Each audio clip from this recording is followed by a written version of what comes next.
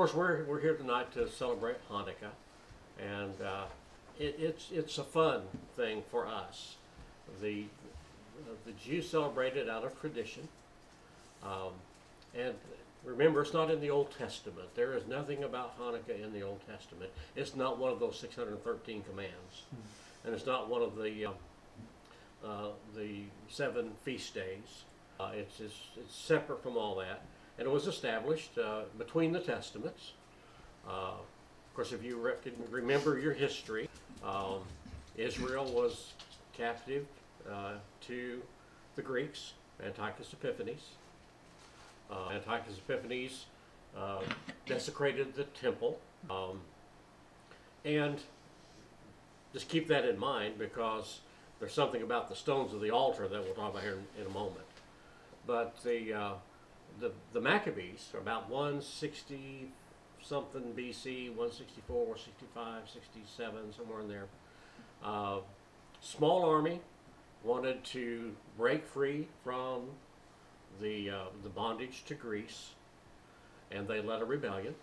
They won miraculously. Small army against Antiochus, against the armies of Greece. And after the battles were won, the Maccabees were now, in charge.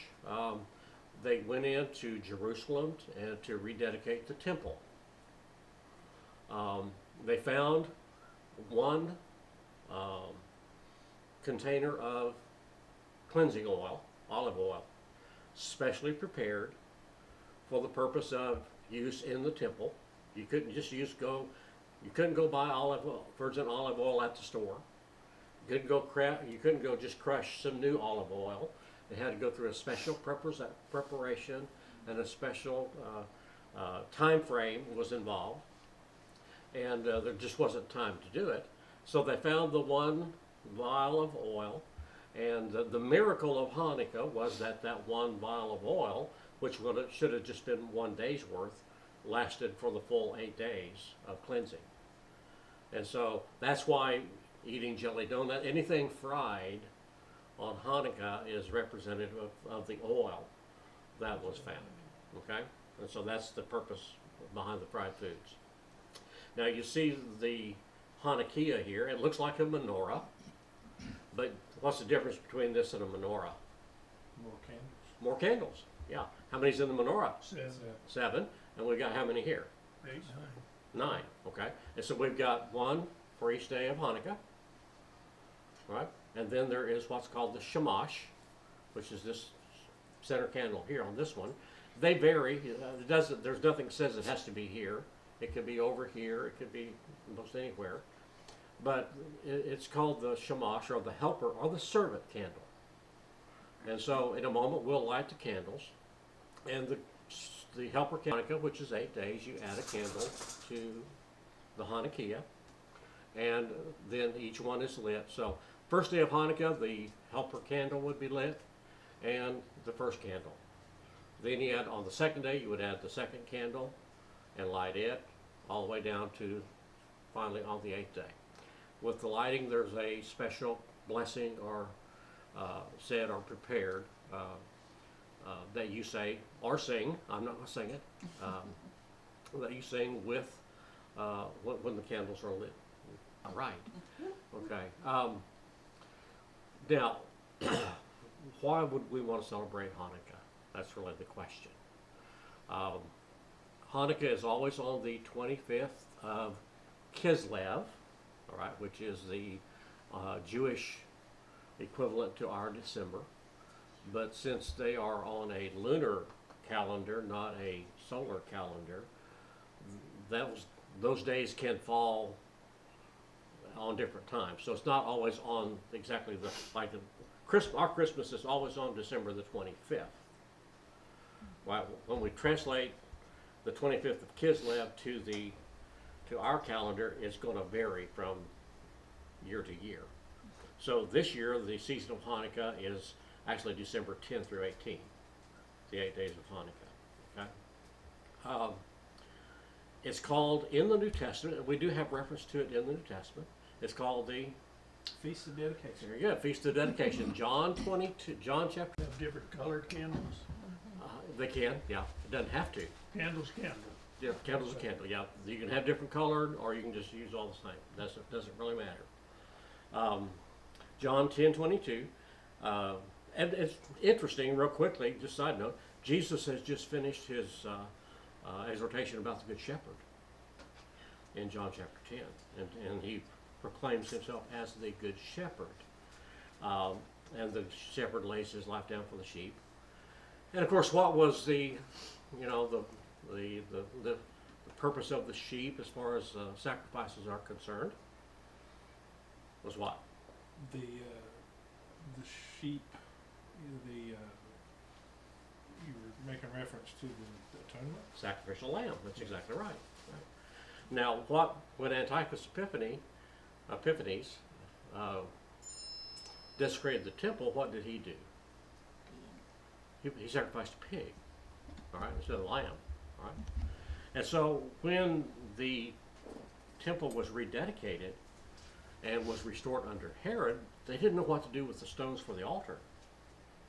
So tradition says that they actually tore the stones down, but they didn't get rid of them. They put them aside to wait for the time when someone who could cleanse those stones and make them once again usable for the sacrifice. Messiah. And that was to be the Messiah. Yeah. All right? And so we have in John chapter 10, Jesus just talks about the sacrificial lamb.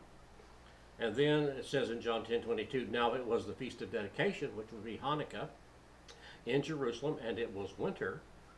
And Jesus walked in the temple in Solomon's porch. Then the Jews surrounded him and said to him, how long do you keep us in doubt? If you are the Christ, tell us plainly. Now there's at least some scholars that say that this is a very pertinent question because they're asking this question with those stones in mind, thinking that Messiah, if he's Messiah, he could cleanse the stones, and they could be once again used for the sacrifice. Now whether that's true or not, I don't know, but when you look at how it's laid out here, it kind of fits. All right. Because they don't really care if he's Messiah or not, just so he claims to be Messiah. Well, that's it. And so, once again, they're wanting him to give a sign that he is Messiah when he's given them signs over and over. And now the sign, and he's told them at this point, there's only one sign he's going to give them from now on. And what's that? The sign of the prophet Jonah. Yeah. And that's going to be resurrection. All right. And so, this is also called the Feast of Lights. And so the similarities between Christmas and Hanukkah are lights, for one thing. So once the candles are lit, they actually would then take the Hanukkah and put it in a window so that all could see that they're celebrating Hanukkah, and that again, they're pointing to the lights. So for the Messianic Jew especially, the helper candle, which would be this one, is the servant candle. And Jesus is the servant, suffering servant, okay? And Jesus is the light of the world. And Jesus brings light to all the other candles, okay? But there again, only light one a day. You only light one a day, that's exactly right. To represent the miracles, the miracle of the oil, okay? And so, for you and I think it probably relates to the fact that we're remembering the miracle of Christ's birth. The Jews weren't commanded to keep Hanukkah, but they do it anyway. We're not commanded to observe Christmas. It's not in the Bible. No. There's nothing that tells us to remember the birth of Christ. We're told to remember the death of Christ. This do in remembrance of me. So we're to remember his death, burial, and resurrection, but we're never commanded to remember his birth. We don't even know for sure what day he was born. It wasn't December the 5th. It wasn't December the 25th. Most likely, many believe it's probably during the Feast of Tabernacles or around the Feast of Tabernacles when Jesus was born, which would have been September, October. Some people even think it was in the spring. And some think it was in the spring, but we just don't know for sure. So is it wrong for us to celebrate Christmas, I guess would be the question. I don't think it's wrong. That's when my family all gets together and There it's you a go. good time. Yeah, just like, is it wrong for the Jew to celebrate Hanukkah? There's no commandment for them to do that. No. But is it wrong for them to do that? And I don't think, you know, you can straighten a gnat and swallow a camel on a lot of these things. That's right. You know, there's people say, well, we shouldn't do Christmas because, you know, basically it was a pagan holiday that was Christianized, you know, when in the Christianization of the Roman Empire. And that's probably true, Just like Easter. like Easter. But does that mean we shouldn't, you know, remember these things? We shouldn't celebrate this. And what are we celebrating? Well, to me, it's the whole concept of the miracle. You know, they're remembering a miracle. And what was the miracle? The miracle of the oil. Well, we're remembering a miracle. And what miracle is that? Incarnation. The incarnation, you know. And without that miracle, we would be of all people most miserable, right? And so, you know, this is just a reminder that God's in the miracle business. Genesis 1:1 says, in the beginning, God created the heavens and the earth. And a pastor friend of mine said this many years ago. He said, you know, if you can believe Genesis 1:1, you shouldn't have any trouble believing the rest of the Bible. That's true. If you can't believe Genesis 1:1, you won't believe the rest of the Bible. Right? And so because, you know, so I have no trouble with miracles, because if God created the heavens and the earth, could he extend the oil in the lamp for 8 days? No sweat. Can he pull off an incarnation? No sweat. You know, that's something God can do. So for us, as we light the candles, we're remembering Jesus is the light of the world. Okay?